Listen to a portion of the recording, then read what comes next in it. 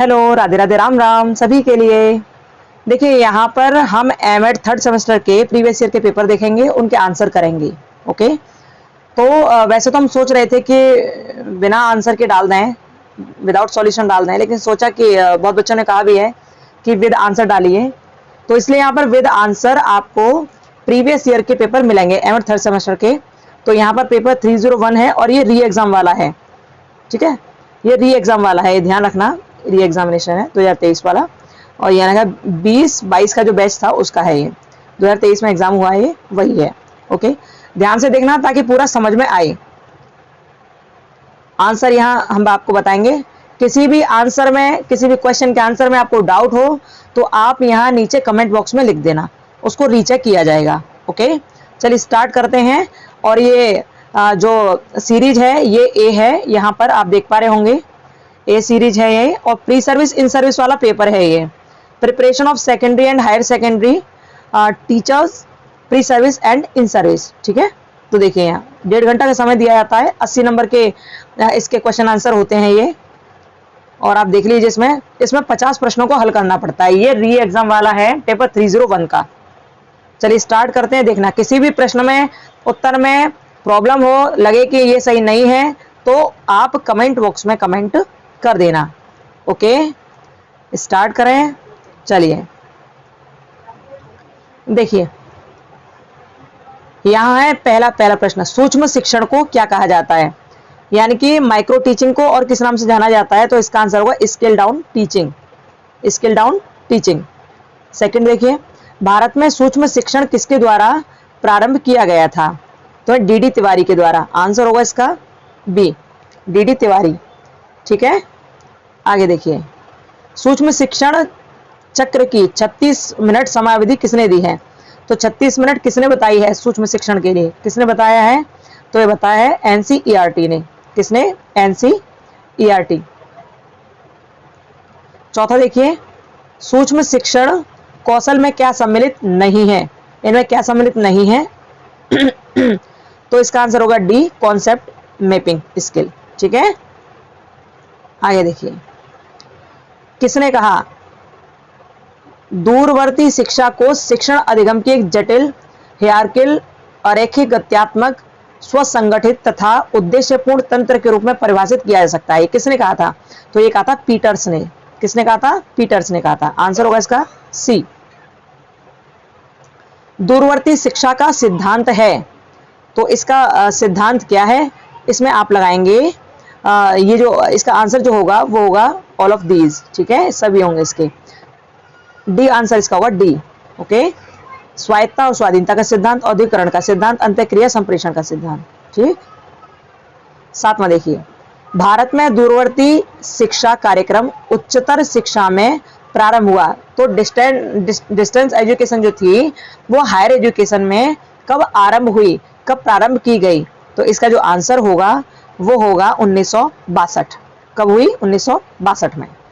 ये previous year का paper है, इससे आपको बहुत आइडिया लग जाएगा कि कैसे प्रश्न आते हैं, और इसमें से कुछ प्रश्न आने के चांसेस भी हैं, ये ध्यान रखना। ओके, आठवां देखिए, सेवाकालीन शिक्षक शिक्षा का तरीका है, तो क्या तरीका है? इसमें तीनों ही ठीक है, face to face mode, open distance learning mode और ब्लेंडेड मोड। ठीक है, आंसर होगा डी इसका। आगे देखिए, फेस टू फेस अधिगम का लाभ नहीं है, तो इसका लाभ क्या नहीं है? आंसर होगा इसका बी, भागीदारी की उपेक्षा करना, यानी कि इग्नोर पार्टिसिपेशन। आंसर होगा इसका बी। ओके, ध्यान रखना, लो प्रश्न दिख रहा है ना? ठीक है, आगे देखिए, ब्लेंडेड लर्निंग शब्द का पहली बार प्रयोग कब हुआ? ब्लेंडेड लर्निंग शब्द का पहली बार प्रयोग कब हुआ? तो इसका आंसर क्या होगा? इसका आंसर होगा 99 में। कब हुआ? 1999 में। ठीक, अब 11वां देखिए, निम्नलिखित में से कौन सा कार्यक्रम शिक्षकों के बीच व्यावसायिक विकास के लिए उपयुक्त नहीं है? कौन सा कार्यक्रम उपयुक्त नहीं है? तो इसमें गॉसिप।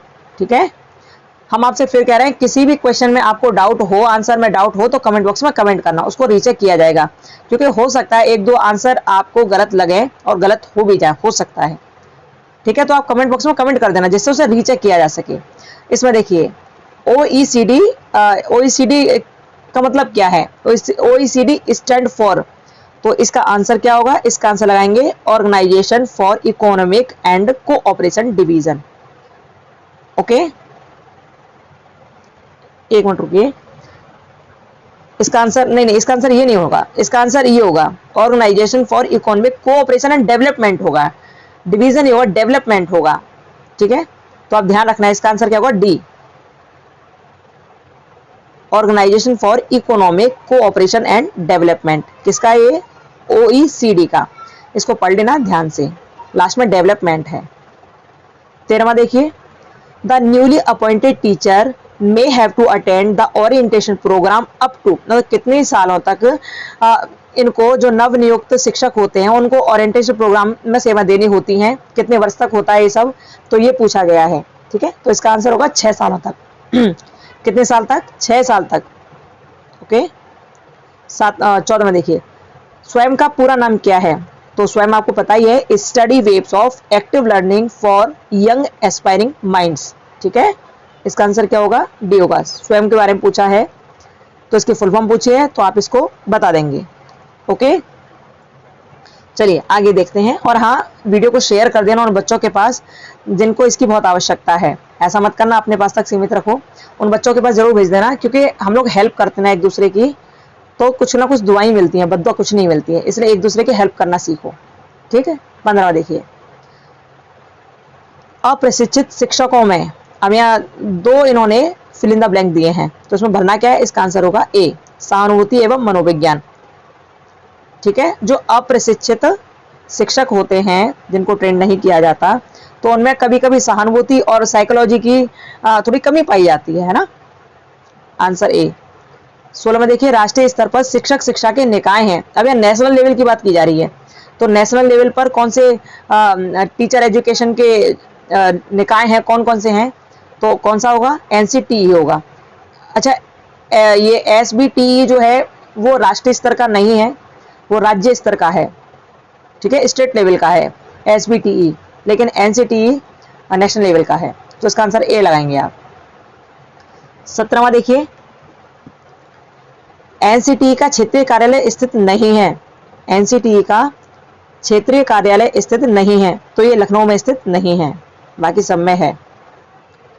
NCTE संशोधित विनियमन 2014 की सिफारिश किसने की थी? जस्टिस वर्मा कमेटी थी एक, उसने की थी। जस्टिस वर्मा कमेटी कमीशन जो था उसने किया था। ठीक है, संशोधित जो NCTE का संशोधित कार्यक्रम था, जस्टिस वर्मा ने कहा था उसके लिए।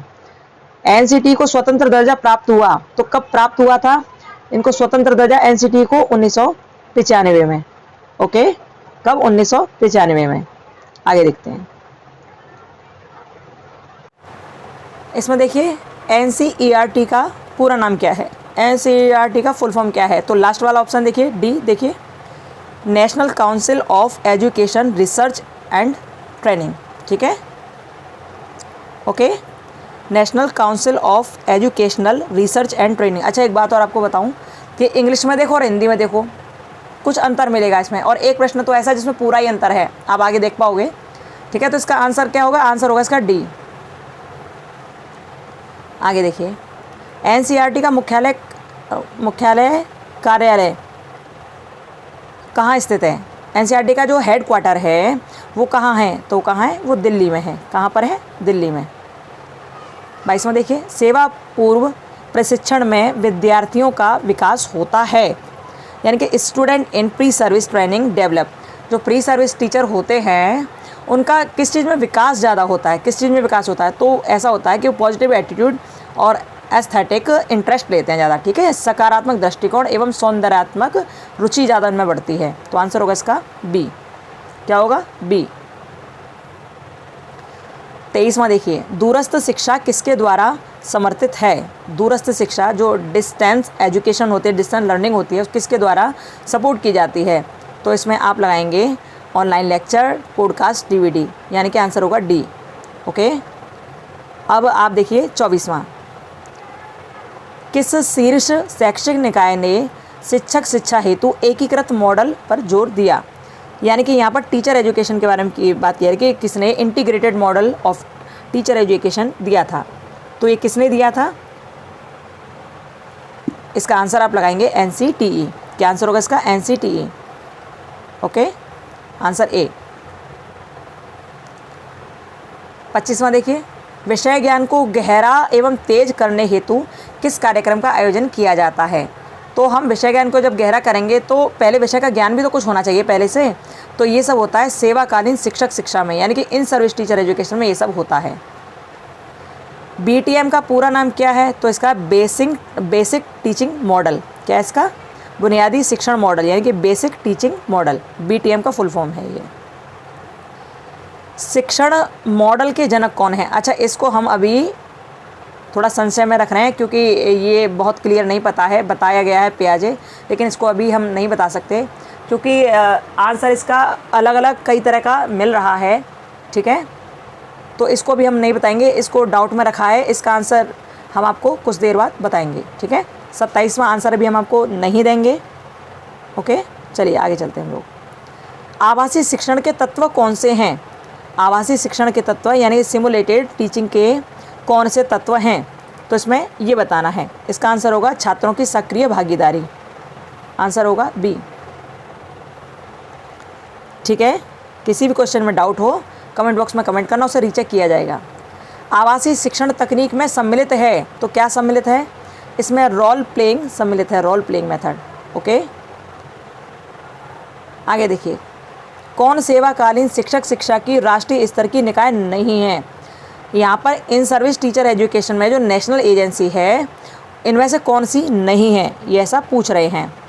तो आप इसमें आंसर लगाएंगे कि इसका आंसर जो होगा वो होगा SIDA, स्टेट लेवल की है इसलिए ये नहीं होगी, SIDA, ठीक है। नहीं पूछा ना, तो ये निकाय नहीं है। बाकी UGC, ICSSR और NCT सब हैं। 31 देखिए, सिमुलेशन है, तो सिमुलेशन क्या है? एक कृत्रिम दुनिया, आर्टिफिशियल वर्ल्ड। क्योंकि आप जानते हो सिमुलेशन में कैसे टीचिंग होती है कि वहाँ पर जो छात्र अध्यापक होते हैं वही पर्यवेक्षक बन जाते हैं, वही टीचर बन जाते हैं, वही स्टूडेंट बन जाते हैं। इस तरह से आपस में पढ़ाते हैं और फीडबैक सब अपने आपस में देते हैं, तो एक कृत्रिम दुनिया मानी जाती है, ठीक है। आगे देखिए, व्हाट मैटर इन व्यवहारिस्टिक मॉडल, यानी व्यवहारिक मॉडल में क्या मायने रखता है, ज़्यादा चीज़ क्या मायने रखती है? तो उसमें जो मस्तिष्क एवं अंतर्दृष्टि है वो ज़्यादा मायने रखती है। आंसर होगा इसका ए। क्या लगाएंगे आप? आंसर ए लगाएंगे। 33 देखिए, योग्यता आधारित मॉडल की विशेषताएं हैं, तो इसका जो आंसर होगा वो होगा मास्टरी। क्या होगा आंसर? मास्टरी। योग्यता आधारित मॉडल की विशेषता है मास्टरी। 34 देखिए, पूछताछ उन्मुख मॉडल में के बीच सहभागिता हो सकती है। आंसर होगा इसका डी, क्योंकि पूछताछ कर रहे हैं तो छात्रों की सहपाठी के साथ, छात्रों की क्षेत्र विशेषज्ञ के साथ और सामग्री के साथ। आंसर होगा इसका डी, ठीक है। 35 देखिए, चिंतनशील शिक्षण महत्वपूर्ण है क्योंकि इससे क्या होता है, जो आपका रिफ्लेक्टिव टीचिंग है उसका क्या सिग्निफिकेंट है, ये क्यों महत्वपूर्ण है? तो इसका आंसर होगा डी। आंसर क्या होगा? डी। आंसर इसके सारे ऑप्शन सही हैं। इसमें अवलोकन एवं आत्म मूल्यांकन सम्मिलित है, इसमें छात्रों का दृष्टिकोण सम्मिलित है, यह छात्रों की तुलना में शिक्षक के बारे में अधिक है। ओके, तो आंसर डी लगाएंगे आप इसका। 36 देखिए, NCERT की कितनी घटक इकाइयाँ हैं? तो इसकी 6 घटक इकाइयाँ हैं। कितनी? 6 घटक इकाइयाँ हैं। संगोष्ठी में चर्चा प्रदान करती है, संगोष्ठी में क्या चर्चा प्रदान होती है, मतलब क्या मिलता है? डिस्कशन इन सेमिनार प्रोवाइड्स, क्या प्रोवाइड किया जाता है सेमिनार में? आंसर होगा इसका आवश्यक ज्ञान, अंतर्दृष्टि, संदेह का स्पष्टीकरण। तो आंसर डी होगा। ओके, आगे देखिए, संगोष्ठी यानी कि सेमिनार, संगोष्ठी में वक्ता क्या प्रस्तुत करता है? तो सेट ऑफ पेपर्स प्रदान करता है, सबको पेपर देता है जिसका वो लेक्चर लेने वाला है। ओके, ये अच्छी तरह से आप ये पढ़ लीजिएगा। और ये पेपर लाने में भी बड़ा भाई मुश्किल होता है, पेपर का अरेंजमेंट करना पड़ता है, उसके बाद आंसर देखे जाते हैं, फिर आपके पास सेंड किए जाते हैं, और आप लाइक और शेयर भी ना करो तो थोड़ा सा अच्छा नहीं लगता है। इसलिए कोशिश करना लाइक और शेयर करने की, क्योंकि ये आपके लिए डाला जा रहा है। टाइम इतना थोड़ी होता है कि पेपर डाला जाए, और लेकिन ये सोच कर कि बच्चों की थोड़ी हेल्प होगी, इस वजह से यहाँ पर पेपर डाला जा रहा है ना। यदि आप लाइक शेयर सब्सक्राइब करते रहोगे तो आपको पूरे पेपर का सॉल्यूशन यहाँ मिलेगा, आपको प्रीवियस ईयर के सारे पेपर यहाँ मिलेंगे। यदि आप हमारा साथ दोगे तो हम आपका साथ देंगे, ये ध्यान रखना। चलिए देखिए, अब देखिए 39, सेवाकालीन शिक्षक शिक्षा शिक्षकों की तकनीकी जानने में मदद करती है। तो कौन सी तकनीकी जानने में मदद करती है? 39 का आंसर होगा सी, विज्ञान और नवीन शिक्षण। मुख्य तो नवीन शिक्षण है लेकिन विज्ञान भी इसमें सम्मिलित है। आंसर सी लगाएंगे। सेवाकालीन शिक्षक शिक्षा के क्षेत्र में सम्मिलित है, तो इसमें क्या, यहाँ सेवाकालीन शिक्षा शिक्षक की बात की जा रही है, ये विशेष ध्यान रखना। ओके, तो इसमें क्या होता है, इसमें कौशल में वृद्धि की जाती है। क्या क्या होता है, कौशल में वृद्धि की जाती है। मूल्यों लक्ष्यों के जो विकास है वो मेनली प्री सर्विस में होता है। आंसर इसका ए ज़्यादा सटीक है। ओके, कार्यशाला का उद्देश्य एक शिक्षक का विकास करना है, तो क्या विकास करना है, इसमें क्रियात्मकता का विकास होता है। 42 देखिए, सेवाकालीन शिक्षक शिक्षा शिक्षकों को क्या बनाती है, यदि आप इन सर्विस में हो तो आपको क्या बनाएगी, वो कौशल युक्त बनाएगी, स्किलफुल बनाएगी, स्किल्ड बनाएगी। ओके, कार्यशाला का निर्माण सबसे पहले किसके द्वारा किया गया था, किस यूनिवर्सिटी के द्वारा किया गया था। इसके आंसर कई जगह अलग हैं, लेकिन ऑक्सफोर्ड यूनिवर्सिटी बताया गया है, तो आप इसको देख लीजिएगा। ठीक है, ऑक्सफोर्ड यूनिवर्सिटी इसके बारे में बताया गया है, बी आंसर होगा इसका। कार्यशाला का सबसे पहले निर्माण ऑक्सफोर्ड यूनिवर्सिटी ने किया था, ऐसा कहा है। ओरिएंटेशन कार्यक्रम युवाओं की गुणवत्ता विकसित करने का प्रयास करता है, तो कौन सी गुणवत्ता में विकास होता है ओरिएंटेशन प्रोग्राम करने से, किस में होता है, आंसर होगा इसका सी, आत्मसंतुष्टि और नेतृत्व, यानी सेल्फ रिलायंस और लीडरशिप। सेवाकालीन शिक्षक शिक्षा का उद्देश्य है, तो इनमें से कौन सा उद्देश्य है सेवाकालीन शिक्षक शिक्षा का, तो इसका जो आंसर होगा वो होगा डी, यानी कि सभी सही हैं इसमें, क्योंकि वो शिक्षक की शैक्षिक गुणवत्ता का उन्नयन भी होता है, व्यावसायिक प्रशिक्षण भी प्रदान करना है और शिक्षक को उन्नत रखने में भी है। आंसर क्या लगाएंगे, डी लगाएंगे इसका 45 का आंसर डी, ये होगा इसका। ठीक है, आगे देखिए, नवीनतम विकास के अनुसार शिक्षा कौन देता है, यानी कि शिक्षा किससे प्राप्त होती है, तो किससे प्राप्त होती है, रिफ्रेशर कोर्स में। ठीक है, रिफ्रेशर कोर्स में, हालांकि ये सभी सही लग रहे हैं, सभी शिक्षा ही देते हैं, लेकिन नवीनतम विकास की बात की जा रही है, तो रिफ्रेशर कोर्स आजकल बहुत चल रहे हैं, जिससे जानकारी दी जाती है, जिससे नवीन ज्ञान से आपको अवगत कराया जाता है। जो इन सर्विस टीचर है उनको भी अवगत कराया जाता है रिफ्रेशर कोर्स में। 47 देखिए, उस संस्था की पहचान कीजिए जो भारत में शिक्षा के व्यावसायिक विकास हेतु प्रत्यक्ष रूप से जिम्मेदार नहीं है, जो प्रत्यक्ष रूप से जिम्मेदार नहीं है उसके बारे में पूछा गया है। तो इसका जो आंसर होगा, इसका आंसर आप लगाएंगे CSIR ठीक है, प्रत्यक्ष रूप से जिम्मेदार नहीं है, ये पूछा गया है, आंसर लगाएंगे ए। व्यावसायिक नैतिकता के प्रशिक्षण का संबंध है, किससे संबंध है, व्यावसायिक नैतिकता जो होती है व्यवसाय से रिलेटेड तो है ही, साथ साथ वैल्यूज़ और सोसाइटी से भी है, तो आंसर इसका होगा डी। 49 देखिए, एक व्यावसायिक शिक्षक के पास उत्तम होना चाहिए, जो प्रोफेशनल टीचर हैं उनके पास क्या होना चाहिए, उनका व्यक्तित्व अच्छा होना चाहिए, जिससे विद्यार्थी सीखें उनसे कुछ, व्यक्तित्व अच्छा होना चाहिए। ठीक है, एक सक्रिय विद्यालय कौन सा है। अब इस प्रश्न को देखो, आप बहुत ध्यान से देखना, इस प्रश्न को देखो, इसका इंग्लिश वर्जन और हिंदी वर्जन दोनों देखो। इसमें लिखा है एक सक्रिय विद्यालय कौन सा है, विद्यालय पूछा है, और यहाँ देखिए who is an active school teacher. अब बताओ इसका आंसर देना है कि इसका आंसर देना है, दोनों में से किसका आंसर देना है बताओ।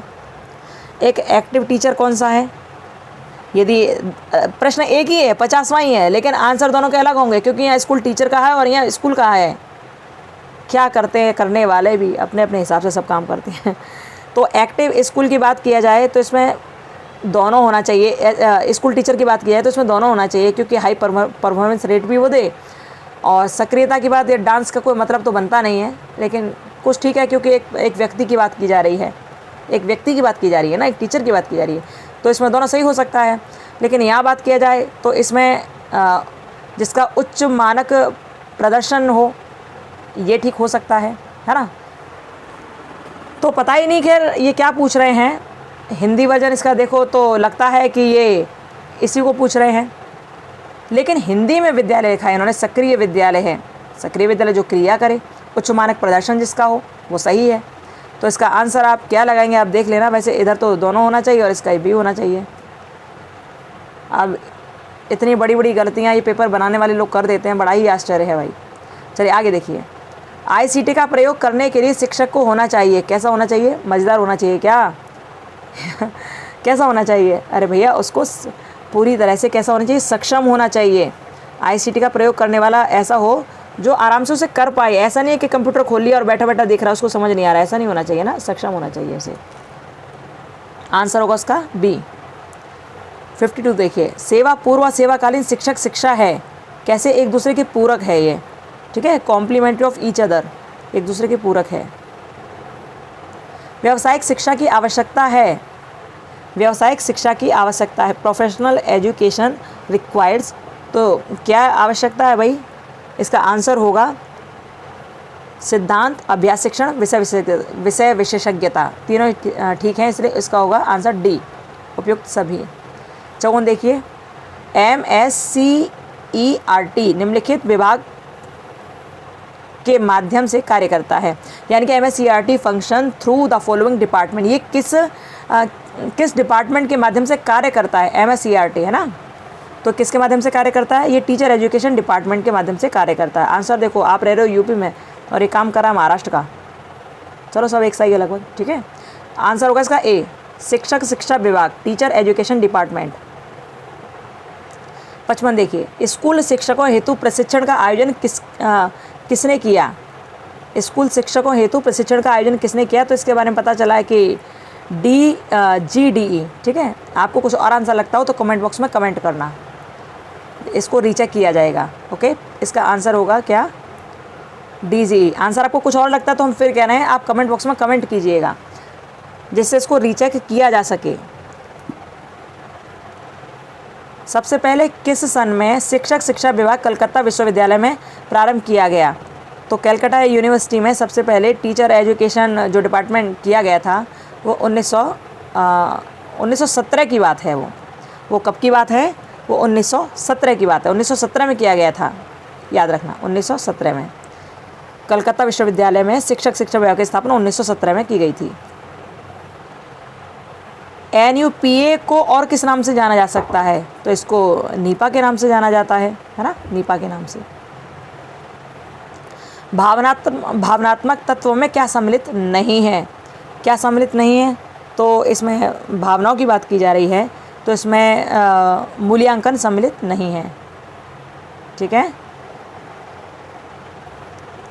BS ब्लूम ने संज्ञानात्मक डोमेन कब दिया था, कब दिया था BS ब्लूम ने, 1956 में। कब दिया था, 1956 में। संज्ञानात्मक डोमेन में सम्मिलित है, तो भैया ये तो सभी सम्मिलित हैं।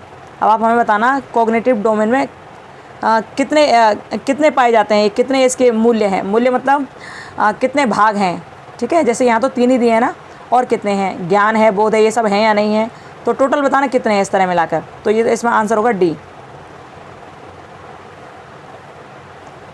साइकोमोटर डोमेन का वर्गीकरण किसने दिया था, तो साइकोमोटर जो डोमेन था ना, इसका वर्गीकरण BS ब्लूम ने दिया था, लेकिन BS ब्लूम के बाद और भी लोग आए जिसमें से सिम्पसन, हैरो भी थे और क्रेथहोल भी थे, तो इन लोगों ने भी दिया था, इसलिए आंसर होगा इसका डी, ठीक है। वैसे आंसर तो इसका मुख्य तो सी होना चाहिए, taxonomy of psychomotor domain, answer मुख्य रूप से सी होना चाहिए, लेकिन जब इसके बारे में पढ़ा गया तो सिम्पसन और हैरो ने भी ये दिया था, तो आंसर होगा इसका डी, ओके।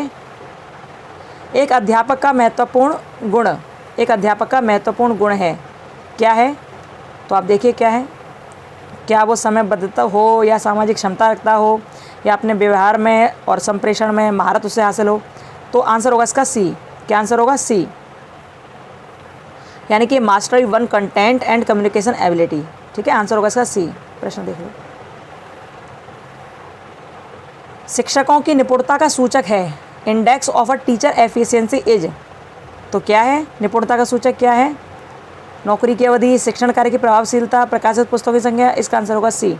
उसका व्यक्तित्व अच्छा होना चाहिए, वो ऐसा व्यक्ति हो टीचर कि बच्चे उसके कार्यों का अनुसरण करें, एक पथ प्रदर्शक होना चाहिए उसको, तो आंसर इसका क्या लगाएंगे आप, आंसर लगाएंगे इसका सी। आगे चलते हैं, साइकोमोटर डोमेन का वर्गीकरण दिया, ये हो गया, हाँ ये तो पेज हो गया। ये देखिए, छात्र द्वारा पूछे गए प्रश्न का उत्तर न देने पर शिक्षक को क्या करना चाहिए, तो शिक्षक क्या करेगा भैया, ऐसा करना कि आप अभी नहीं लेकिन नेक्स्ट जो पीरियड होगा उसमें बता देना, है ना, क्या करेगा, नेक्स्ट पीरियड में पूछने की कहेगा उससे, तो आंसर लगाएंगे आप इसका डी। क्या लगाएंगे, डी। प्रश्न देख लो, छात्र द्वारा पूछे गए प्रश्न का उत्तर न देने पर शिक्षक को क्या करना चाहिए, तो भैया अगले कालांश में उत्तर बताने के लिए कह देगा। वैसे तो इसमें आंसर ये हो सकता था, चूँकि ऑप्शन में है नहीं, कि वो खुद ही थोड़ी देर बाद बच्चे को बता देता सही आंसर कि बेटा ये होता है इसका आंसर, 65 देखिए, पाठ्यक्रम मूल्यांकन का अनुरूपता आकस्मिक प्रतिभाग किसके द्वारा विकसित किया गया? तो इसका आंसर क्या होगा? इसका जो 65 जो है उसका आंसर होगा रॉबर्ट स्टिक के द्वारा। किसके द्वारा? रॉबर्ट स्टिक के द्वारा। अनुरूपता आकस्मिक प्रतिभाग, कॉन्टिजेंसी मॉडल किसने दिया था? रॉबर्ट स्टिक ने दिया था। शिक्षक शिक्षा पाठ्यचर्या मूल्यांकन की आवश्यकता है, तो इसका आंसर क्या होगा? इसका आंसर जो होगा वो होगा आंसर डी। प्रश्न देखो एक बार, शिक्षक शिक्षा पाठ्यचर्या मूल्यांकन की आवश्यकता, need of teacher education curriculum is, इसमें आप आंसर लगाएंगे डी। पाठ्यचर्या के निर्माण के लिए आवश्यकता है, पुरानी पाठ्यचर्या में संशोधन की आवश्यकता है, और व्यक्ति के संबंध में निर्णय लेने हेतु प्रशासनिक नियमन की आवश्यकता है। ठीक है, तो आंसर लगाएंगे इसका डी। प्रक्रिया सुधार के सतत चक्र की दृष्टि से निम्नलिखित में से कौन सा क्रम सही है? तो सबसे पहले आप क्या बनाओगे? सबसे पहले आप, चूँकि आप प्रक्रिया सुधार कर रहे हो ना, तो उसमें एक जो साइकिल होती है उसमें कौन सा क्रम सही है ये पूछ रहे हैं। तो सबसे पहले आप क्या करोगे? आप प्लान बनाओगे, उसके बाद आप काम करोगे, उसके बाद आप चेक करोगे, उसके बाद आप एक्शन दोगे। हाँ, ये सही है क्या? ये सही है क्या? बिल्कुल, आप प्लान बनाओगे, कार्य करोगे, जांच करोगे, कार्रवाई करोगे। ओके, तो ये जो होता है ना PDCA, ठीक है, PDCA ध्यान रखना है इसको। आगे देखिए 68, अध्यापक शिक्षा में बल दिए जाने पर निम्नलिखित में से कौन सा क्रिया शब्द विमर्शक अध्यापन शैलियों का भाग बनेंगी? इंग्लिश वर्जन पढ़ लेना इसका, तो इसका आंसर लगा देते हैं। इसका जो आंसर होगा वो होगा डी। आंसर होगा डी, पढ़ लीजिए एक बार आप इसको, इंग्लिश में भी आंसर होगा डी। ठीक है, 69 देखिए, अध्यापक शिक्षा पाठ्यक्रम में प्रयोगात्मक क्रियान्वित निम्नलिखित पर जोर देते हुए क्रियान्वित की जानी चाहिए। Experimental implementation in teacher education curriculum should be implemented with emphasise on the following. तो ये पूछ रहे हैं किस में की जानी चाहिए? तो भैया इसका जो आंसर होना चाहिए ना, वो आंसर होगा प्रोफेशनल कॉम्पिटेंस। ठीक है, प्रोफेशनल कॉम्पिटेंस। देख लेना, जिस भी आंसर में दिक्कत हो कमेंट बॉक्स में कमेंट कर देना, हम बार बार बोल रहे हैं। ओके, आंसर इसका डी होगा। जिसमें भी आपको दिक्कत लगे तो आप तुरंत कमेंट बॉक्स में कमेंट कर देना। 70 देखिए, इंटर्नशिप बीएड पाठ्यचर्या का अनिवार्य हिस्सा है क्योंकि यह मुहैया कराता है। तो इंटर्नशिप से क्या होता है? इंटर्नशिप से क्या होता है आप बताओ? तो आपने बिल्कुल इंटर्नशिप किया होगा, हमें पता है। इंटर्नशिप में होता ये है कि आपको एक तो क्योंकि कुछ लीडर बन के जाते हैं तो लीडर पूरा प्रशासनिक दृष्टि से काम करते हैं, वहाँ सबको संभाल कर चलते हैं। दूसरा, आप जितने भी स्कूल में गतिविधियाँ हो रही हैं आप उन सब में भागीदार होते हो। ठीक है, पार्टिसिपेट करते हो। आंसर होगा इसका सी। 71 देखिए, दूरवर्ती शिक्षा की अवधारणा से तात्पर्य है। दूरवर्ती शिक्षा की अवधारणा से क्या तात्पर्य है? तो आंसर इसका होगा सी, उपयुक्त दोनों। दूर से शिक्षा की व्यवस्था करना, दूरवर्ती शिक्षा में दूरी के नकारात्मक प्रभावों को कम करते हुए गुणवत्तापूर्ण शिक्षा देना। आंसर होगा सी, दोनों सही है इसमें। 72 देखिए, बीएड कार्यक्रम में प्रतिवर्ष कितने कार्य दिवस होते हैं? तो कम से कम 200 होते हैं, कम से कम 200 होते हैं। ओके, 73 देखिए, सेवा पूर्व अध्यापन का प्रारंभ शिक्षण कार्य से होता है। तो सेवा पूर्व यानी कि आप प्री सर्विस अध्यापन कार्य कर रहे हो ना, तो ये जो होता है कब होता है? ये आपकी टीचिंग जॉब से कब होता है? सेवा पूर्व जो है। तो भाई प्री सर्विस से ही आप समझ पा रहे हो कि ये हमारी सर्विस से पहले की बात है। तो क्या होगा? सर्विस से पहले, प्री सर्विस, है ना। सेवा पूर्व अध्यापन पूछ रहे हैं ना, तो पहले होता है ये, जॉब लगने, टीचिंग जॉब से पहले। सेवा पूर्व शिक्षक प्रशिक्षण में कौन कौन से गुणों का समावेश होता है? तो इसमें सारे गुण होते हैं, प्रोत्साहक, सहायक, मानवीय। आंसर होगा डी, आंसर होगा डी। एनसीईआरटी का कार्य है, एनसीईआरटी का कार्य क्या है? शिक्षा के क्षेत्रीय महाविद्यालय की निगरानी करना, पाठ्यक्रम का विकास करना। देखो, करिकुलम डेवलपमेंट तो इसका है ही, इसके साथ साथ ये कभी कभी मॉनिटरिंग भी करता है ना। तो आंसर इसका होगा सी। शिक्षक प्रशिक्षण में विद्यार्थी शिक्षक को अनेक उपलब्ध कराए जाते हैं, यानी कि जो छात्र अध्यापक हैं उनको अनेक क्या उपलब्ध कराए जाते हैं? तो इसके लिए पढ़ा था कि इसमें अनेक टेक्नोलॉजी से परिचित कराया जाता है। किससे? टेक्नोलॉजी से। टास्क भी हो सकता था, लेकिन इसमें टेक्नोलॉजी से परिचित कराने की बात कही थी, इसलिए टेक्निक लगाए। ठीक है, तो आंसर डी होगा इसका। इसमें देखिए, शिक्षण कौशल प्लस सैद्धांतिक सिद्धांत, शैक्षणिक सिद्धांत प्लस व्यावसायिक कौशल, इन तीनों का संकलन कहलाता है टीचर एजुकेशन। क्या कहलाता है? Teacher education. इन तीनों का संकलन एक बार देख लो दोबारा। Teaching skill, teaching theory, professional skill क्या दर्शाता है? टीचर एजुकेशन दर्शाता है। आंसर होगा ए। NCTE के मानदंड के अनुसार एमएड के प्रारंभ करने हेतु मानव शक्ति को 25 विद्यार्थियों की आवश्यकता होती है। 25 विद्यार्थियों की आवश्यकता होती है। ये क्या दर्शा रहा है? ये दिखा रहा है 1+4। क्या दिखा रहा है? 1+4। ठीक है। किस प्रकार चिंतनशील शिक्षण स्तर समझ शिक्षण से भिन्न है? यानी कि जो आपका रिफ्लेक्टिव लेवल टीचिंग है वो अंडरस्टैंडिंग लेवल टीचिंग से किस प्रकार भिन्न है। अच्छा, ये जो लेवल हैं कितने लेवल हैं बताना, और किसने दिए थे ये बताना। ठीक है, क्योंकि 2 तो इसमें ही, तीसरा कौन सा है वो ज़रूर बताना। तो ये जो रिफ्लेक्टिव लेवल टीचिंग है अंडरस्टैंडिंग लेवल टीचिंग से किस प्रकार से भिन्न है ये पूछा गया है। तो भिन्न ये है कि इसमें आलोचनात्मक एवं अंतःक्रिया के स्तर उठाने के शब्दों में भिन्न है ये। ठीक है, आंसर इसका होगा बी। आंसर क्या होगा इसका? बी होगा, ये वाला। ठीक है, आगे देखिए। CTE का अर्थ क्या है? इसमें पूछ रहे हैं CTE का अर्थ क्या है। तो देखिए आंसर लगाएंगे माध्यम के स्तर के विद्यालय हेतु सेवा पूर्व एवं सेवाकालीन कार्यक्रम आयोजित करना। फंक्शन पूछ रहे हैं ये। CTE का कार्य क्या है? तो CTE का कार्य है माध्यमिक स्तर के विद्यालय हेतु सेवा पूर्व एवं सेवाकालीन कार्यक्रम आयोजित करना। ठीक, आप आंसर लगाएंगे सी।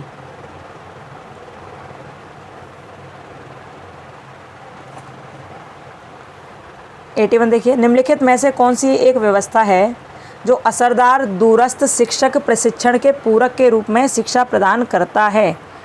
वैसे तो आपको जितने भी ये दिखाई दे रहे हैं ना, ये डिस्टेंस एजुकेशन से रिलेटेड हैं, सब दूरस्थ शिक्षा प्रदान करते हैं, लेकिन इन सब में जो है वो सबसे अच्छा है मूक, क्योंकि बहुत बड़े लेवल पर काम करता है, बहुत बड़े लेवल पर काम करता है ये, इसलिए सबसे ज़्यादा बेहतरीन यही है। बाकी तो सब हैं ही, लेकिन सबसे ज़्यादा बेहतरीन मूक है इसमें दूरस्थ शिक्षा के लिए। 82 देखिए, निम्नलिखित में से कौन सी शिक्षक व्यवसाय की विशेषता नहीं है? शिक्षक व्यवसाय की विशेषता नहीं है ये कहा गया है। तो क्या नहीं है? Promoting activism for attractive emolument. ठीक है, देखना इसमें आकर्षक परिलब्धियों हेतु आंदोलन को बढ़ावा देना। तो इसमें 82 का आंसर होगा डी। 82 का आंसर होगा डी। 83, पी जैक्सन के द्वारा शिक्षण के 3 चरण दिए गए हैं, इनमें कौन सा नहीं है? ये 4 चरण जो यहाँ दिखाई दे रहे हैं, इनमें ये पी जैक्सन ने दिए थे, इनमें से 3 दिए हैं, लेकिन चौथा जो है वो पी जैक्सन ने नहीं दिया। तो वो कौन सा है जो पी जैक्सन ने नहीं दिया? तो इसका 83 का आंसर होगा, इसका आंसर होगा अंडर एक्टिव फेज़। ठीक है, अंडर एक्टिव फेज़ ये नहीं दिया। बाकी प्री एक्टिव, इंटरएक्टिव और पोस्ट एक्टिव ये सब दिए हैं, लेकिन अंडर एक्टिव नहीं दिया है। आंसर होगा इसका बी। क्या लगाएंगे आंसर? बी।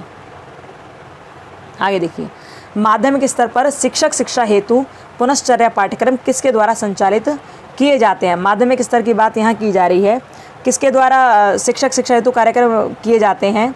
तो इसका आप आंसर लगाएंगे, आंसर इसका होगा ए। क्या होगा? राज्य शिक्षा संस्थान के द्वारा।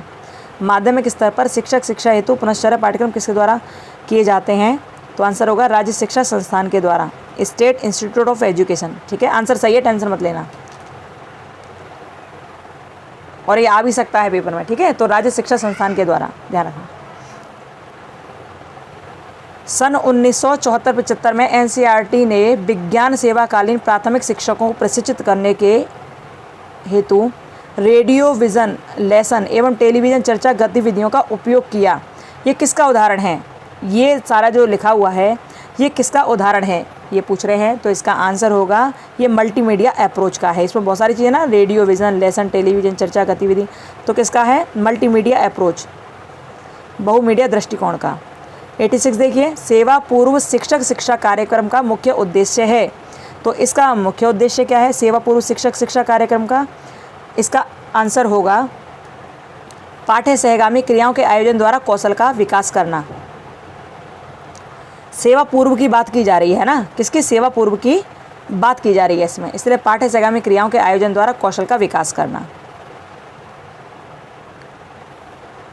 86 का आंसर क्या होगा, ए होगा। 87 देखिए, प्राथमिक विद्यालय स्तर के अध्यापकों हेतु सेवा पूर्व तथा सेवाकालीन कार्यक्रम कौन आयोजित करता है? प्राथमिक विद्यालयों के लिए कौन आयोजित करता है?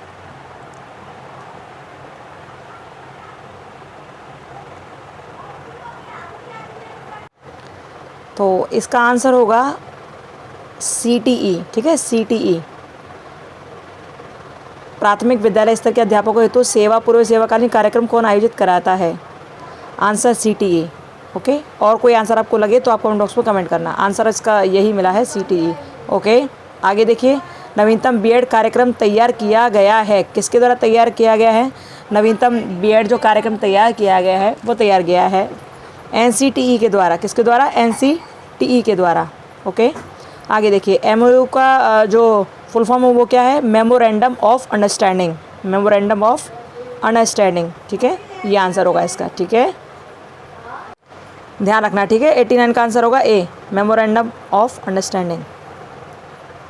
आगे देखिए, शिक्षण प्रशिक्षण कार्यक्रम में प्रवेश हेतु चयन परीक्षण का सुझाव किसके द्वारा दिया गया था? किसके द्वारा दिया गया था? आंसर इसका होगा सी, आंसर होगा सी, NPERC के द्वारा। किसके द्वारा? NPERC के द्वारा। देख लो एक बार, बड़ा कर देते हो थोड़ा। Selection test for admission to teacher training programme was suggested by NPERC। Answer होगा सी। आगे देखिए, शिक्षक कक्षा में जिस तरह से व्यवहार करते हैं वे उसका मूल्यांकन कैसे करते हैं? तो वो अपने खुद का ही मूल्यांकन कैसे करते हैं? तो खुद को वो एवेल्यूएट करते हैं, ठीक है, ओके, खुद का मूल्यांकन करके वो अपने आप के बारे में समझ पाते हैं कि हम कैसा व्यवहार कर रहे हैं। आगे देखिए, शिक्षण के विभिन्न मॉडल शिक्षकों की सहायता करते हैं। जो शिक्षण के बहुत सारे मॉडल्स हैं ना, वो शिक्षकों की कैसे सहायता करते हैं, इसमें पूछा गया है। तो कैसे सहायता करते हैं वो? देखिए, इसमें छात्रों की बड़ी संख्या तक पहुंचने में, पाठ्यक्रम को बेहतर तरीके से समझने में, और फ़ोन तो पता नहीं कहाँ से। आगे देखिए, शिक्षण के विभिन्न मॉडल शिक्षकों की सहायता कैसे करते हैं? देखिए, छात्रों की बड़ी संख्या तक पहुंचने में, पाठ्यक्रम को बेहतर तरीके से समझने में, और छात्रों की मौजूद पद्धति को संशोधित करने में, जिससे छात्रों की आवश्यकता को पूरा कर सकें। आंसर होगा इसका डी, ठीक है, आंसर डी लगाना है इसका। प्रश्न देख लो आप, आंसर डी लगाना है इसका, ऑल ऑफ द अबव। सेवाकालीन शिक्षक शिक्षा के अंतराल भरता है, तो क्या चीज़ भरता है? देखो, in service teacher education fill the gap of, किस गैप को भरता है ये? तो इस गैप भरता है ये व्यक्तिगत समस्याओं का, व्यावसायिक अपर्याप्तता, शिक्षक छात्र संचार का। तो आंसर होगा इसका डी, ऑल ऑफ एबव, ठीक है, आंसर लगाएंगे डी। आगे देखिए, CUET रेफर्स टू, तो CUET का मतलब क्या है? बहुत दिनों से बहुत ज़्यादा चर्चा में ये खूब चला था, है ना। तो इसका मतलब क्या है? Common university entrance test, common university entrance test. Okay, B लगाएंगे इसका आंसर आप। CUET का मतलब सेवारत शिक्षकों के लिए UGC ने क्या स्थापित किया है? जो सर्विस में है टीचर लोग, जो सर्विस में है टीचर्स, उनके लिए क्या स्थापित किया है? UGC ने क्या स्थापित किया है? तो देखिए, इसका आंसर होगा teaching institute for teachers. Answer होगा इसका डी, आंसर लगाएंगे आप डी। जो टीचर सर्विस में है उनके लिए क्या स्थापित किया है? Teaching institute for teacher. आगे देखिए, सतत शिक्षा के अंतर्गत सेवाकालीन शिक्षक शिक्षा शामिल है। सतत शिक्षा यानी कि जो कंटिन्यू एजुकेशन है, कंटिन्यूअस जो एजुकेशन है, उसमें ये क्या शामिल है? मतलब ये सारी चीज़ों में क्या शामिल है? तो भाई आप जानते हैं, क्योंकि सेवाकालीन शिक्षक के बारे में यहाँ बात की जा रही है, तो इसका आंसर होगा डी, पुनः प्रशिक्षण, पुनः कौशल और ज्ञान को अपडेट करना, ठीक है। 97 देखिए, सही कथन का चयन कीजिए। इसमें आपको सही कथन बताना है। व्यवसाय एक पर्याप्त व्यावसायिक और सांस्कृतिक प्रशिक्षण की मांग करता है, प्रशिक्षण की मांग करता है। व्यवसाय को अनिवार्य रूप से सामाजिक आवश्यकताओं को पूरा करने वाला होना चाहिए। तो 97 जो प्रश्न है कि इसमें क्या कथन सही है, उसका आंसर आप लगाएंगे सी, दोनों ही सही हैं, ठीक है। वो सांस्कृतिक भी हो, सामाजिक भी हो, दोनों ही इसमें सही हैं। प्रश्न देख लो, फिर इसका आंसर लगा दो। 98 देखिए, सूक्ष्म शिक्षण चक्र में पुनर्योजना सत्र की अवधि, यहाँ पूछा है जो रीप्लान करते हो आप उसकी अवधि कितनी है, तो उसकी होगी 12 मिनट। कितनी होगी? 12 मिनट। रीप्लान की अवधि क्या है? 12 मिनट। और टोटल कितने मिनट का होता है ये बताना कमेंट बॉक्स में। शिक्षण को माना जाता है, शिक्षण क्या है भैया? विज्ञान भी और कला भी है, तो आंसर होगा इसका दोनों। शिक्षण क्या है? विज्ञान और कला। अब 100वां प्रश्न है और अंतिम प्रश्न है इस वीडियो का, इस पेपर का। वीडियो अच्छी लगे तो आगे शेयर करना। किसी प्रश्न पे प्रॉब्लम हो, परेशानी हो या लगे कि ये आंसर सही नहीं है तो कमेंट बॉक्स में कमेंट करना, उसको रीचेक किया जाएगा, ठीक है। 100वें का आंसर देख लो। अंकों के चित्र रूपीय प्रस्तुतिकरण को क्या कहा जाता है? Factorial presentation of number is called. तो इसको क्या कहा जाता है? Chart, diagram, graph. तो इसको सभी कहा जाता है इनमें, ठीक है। आंसर होगा डी। तो ये हो गया आपका पेपर, री एग्ज़ाम का पेपर था ये। एमएड 3rd सेमेस्टर पेपर 301 री एग्ज़ाम, 301 री एग्ज़ाम था ये एमएड 3rd सेमेस्टर का। और आप उन बच्चों तक पहुंचाना जिसको इसकी आवश्यकता है, क्योंकि बहुत बच्चों के पास ना तो प्रीवियस ईयर का पेपर है ना किताब है। अच्छा, ये आप अच्छी तरह पढ़ लोगे और इसके बाद आपके पास अब जो पहले ही पेपर हम डाल चुके हैं, मेन एग्ज़ाम का जो पेपर था उसको डाल चुके हैं 301 वाला ही, लेकिन उसका आंसर नहीं डाला था, तो उसका आंसर भी हम अब कल उस वीडियो में डालेंगे, ठीक है। अगला पेपर 301 का ही होगा।